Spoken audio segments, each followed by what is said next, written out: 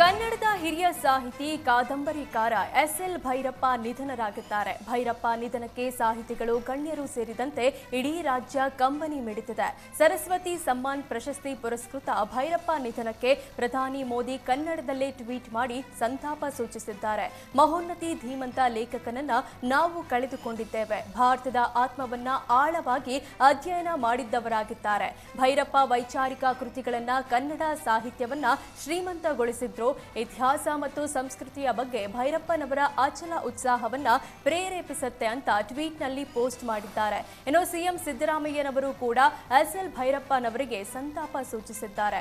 ಕನ್ನಡ ಸಾರಸ್ವತ ಲೋಕದ ಹಿರಿಯ ಬರಹಗಾರರ ನಿಧನ ನೋವು ತಂದಿದೆ. ಭೈರಪ್ಪನವರ ಆತ್ಮಕ್ಕೆ ಶಾಂತಿ ಸಿಗಲಿ ಅಂತ ಪ್ರಾರ್ಥಿಸುತ್ತೇನೆ. ಅವರ ನಿಧನದಿಂದ ಸಾಹಿತ್ಯ ಲೋಕ ಬಡವಾಗಿದೆ ಅಂತ ತಿಳಿಸಿದ್ದಾರೆ.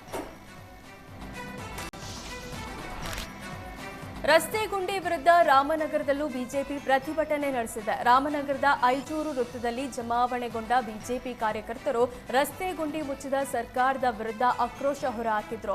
ಸಿದ್ದರಾಮಯ್ಯ ಸರ್ಕಾರದ ಖಜಾನೆ ಸಂಪೂರ್ಣ ಖಾಲಿಯಾಗಿದೆ. ಗುಂಡಿ ಮುಚ್ಚದ ಪರಿಸ್ಥಿತಿಗೆ ಸರ್ಕಾರ ತಲುಪಿದೆ. ಬೆಂಗಳೂರು ಈಗ ಗುಂಡಿಯೂರು ಆಗಿ ಮಾರ್ಪಟ್ಟಿದೆ. ರಸ್ತೆ ಗುಂಡಿಯಿಂದ ಐಟಿ ಕಂಪನಿಗಳು ಬೆಂಗಳೂರು ತೊರೆದು ಬೇರೆ ರಾಜ್ಯಕ್ಕೆ ಹೋಗ್ತಿವೆ.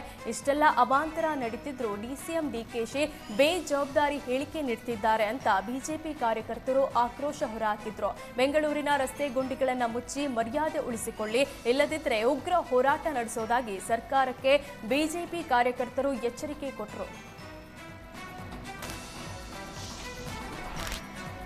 ಚಿಕ್ಕಬಳ್ಳಾಪುರ ಕಾಂಗ್ರೆಸ್ ಶಾಸಕ ಪ್ರದೀಪ್ ಈಶ್ವರ್ ಉದ್ದಟತನ ಮೆರೆದಿದ್ದಾರೆ. ರಸ್ತೆ ಗುಂಡಿ ಬಗ್ಗೆ ಪ್ರಶ್ನಿಸಿದ್ದಕ್ಕೆ ನೀವು ಬಿಜೆಪಿ ಪಕ್ಷ ಸೇರಿಕೊಳ್ಳಿ ಅಂತ ಪತ್ರಕರ್ತರಿಗೆ ಹೇಳುವ ಮೂಲಕ ಪ್ರದೀಪ್ ಈಶ್ವರ್ ಉದ್ದಟತನ ತೋರಿದ್ದಾರೆ. ಬೆಂಗಳೂರಲ್ಲಿ ಎಷ್ಟು ಗುಂಡಿ ಮುಚ್ಚಿದ್ದೀರಾ ಎಂಬ ಪತ್ರಕರ್ತರ ಪ್ರಶ್ನೆಗೆ ಉತ್ತರಿಸುವಾಗ ದೆಹಲಿಯಲ್ಲಿ ಸಾವಿರಾರು ಗುಂಡಿಗಳಿವೆ, ಅದನ್ನ ಮುಚ್ಚಲು ಹೇಳಿ. ಬಿಜೆಪಿ ಸರ್ಕಾರವೇ ದೆಹಲಿಯಲ್ಲಿ ಅಧಿಕಾರದಲ್ಲಿದೆ, ಅಲ್ಲಿ ಗುಂಡಿ ಮುಚ್ಚಿ ಅಂತ ಶಾಸಕ ಪ್ರದೀಪ್ ಬೇಜವಾಬ್ದಾರಿ ತೋರಿದ್ದಾರೆ.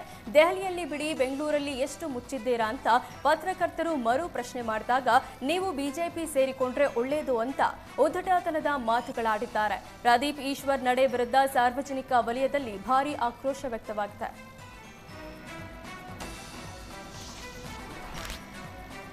ನವೆಂಬರ್ನಲ್ಲಿ ಸಚಿವ ಸಂಪುಟ ಪುನಾರಚನೆ ಆಗಲಿದೆ ಎಂಬ ಎಂಎಲ್ಸಿ ಸಲೀಂ ಅಹಮದ್ ಹೇಳಿಕೆಗೆ ಸಚಿವ ಎಂಬಿ ಪಾಟೀಲ್ ಪ್ರತಿಕ್ರಿಯೆ ನೀಡಿದ್ದಾರೆ. ಬೆಂಗಳೂರಿನಲ್ಲಿ ಮಾತನಾಡಿದ ಸಚಿವ ಎಂಬಿ ಪಾಟೀಲ್, ಸಂಪುಟ ಪುನರಚನೆ ಬಗ್ಗೆ ನನಗೆ ಯಾವುದೇ ಮಾಹಿತಿ ಇಲ್ಲ. ಸಂಪುಟ ಪುನರಚನೆ ಬಗ್ಗೆ ಸಿಎಂ ಸಿದ್ದರಾಮಯ್ಯ ಹಾಗೂ ಹೈಕಮಾಂಡ್ ತೀರ್ಮಾನ ಮಾಡ್ತಾರೆ. ಮಲ್ಲಿಕಾರ್ಜುನ ಖರ್ಗೆ ಅವರೇ ಈ ಬಗ್ಗೆ ಮಾಹಿತಿ ನೀಡಬೇಕು ಅಂತ ಹೇಳಿದ್ರು.